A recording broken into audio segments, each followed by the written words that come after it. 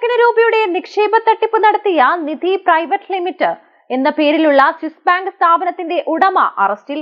കോഴിക്കോട് കടലുണ്ടി സ്വദേശി വസീം തൊണ്ടിക്കോടൻ എന്ന 37-കാരനാണ് മലപ്പുറം കോട്ടക്കലിൽ അറസ്റ്റിലായത്. Peace public school Kottakkal, nurturing world class leaders.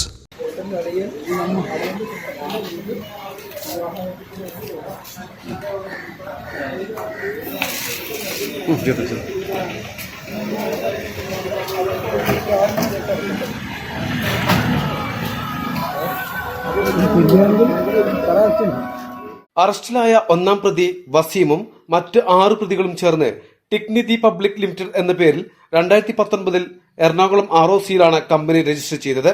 തുടർന്ന് സ്വിസ് ബാങ്ക് എന്ന ട്രേഡ് മാർക്ക് നേടി കോഴിക്കോട് നടക്കാവിൽ ഹെഡ് ഓഫീസ് ആരംഭിച്ചു.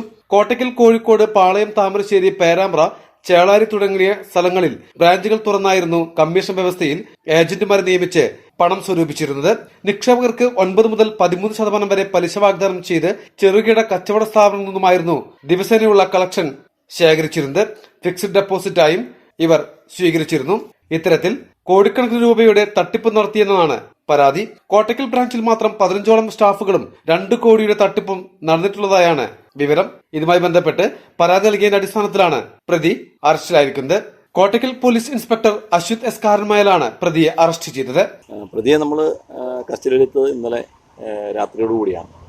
ഇന്ന് രാവിലെ നമ്മൾ ചോദ്യങ്ങൾ ചെയ്തു, കാര്യങ്ങളെ കുറിച്ച് സംസാരിച്ചു, പുള്ളി കാര്യങ്ങളൊക്കെ സമ്മതിച്ചു. ഇന്ന് രാവിലെയാണ് അറസ്റ്റ് രേഖപ്പെടുത്തിയിട്ടുള്ളത്. കുറച്ച് ദിവസം ഞങ്ങൾ FIR എടുത്തതിന് ശേഷം ഇപ്പോൾ കുറച്ച് നാളുകളെ നമ്മൾ അന്വേഷിക്കുന്നു. ആളെ സ്ഥലത്തില്ല, പുള്ളി ഗൾഫിലായിരുന്നു.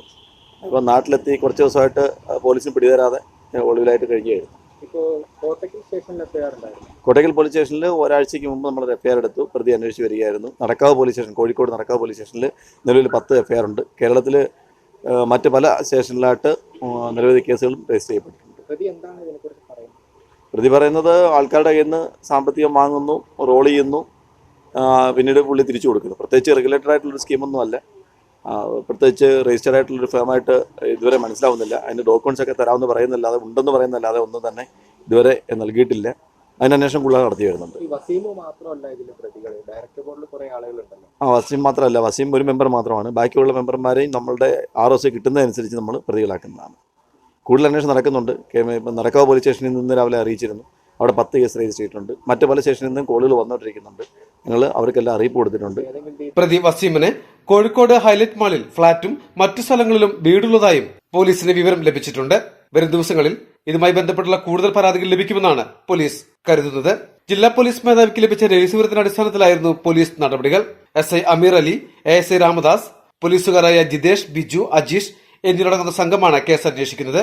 പ്രതിയുടെ പേരിൽ നടക്കാവ് പോലീസ് സ്റ്റേഷനിൽ മാത്രം 10 കേസുകളാണ് നിലവിലുള്ളത്. പ്രതിയെ കോടതിയിൽ ഹാജരാക്കി റിമാൻഡ് ചെയ്തു. കൂടുതൽ തെളിവെടുപ്പ് നടപടികൾക്ക് വേണ്ടി കസ്റ്റഡിയിൽ വാങ്ങാനാണ് പോലീസിന്റെ തീരുമാനം. മലബാർ ടൈംസ്, കോട്ടക്കൽ.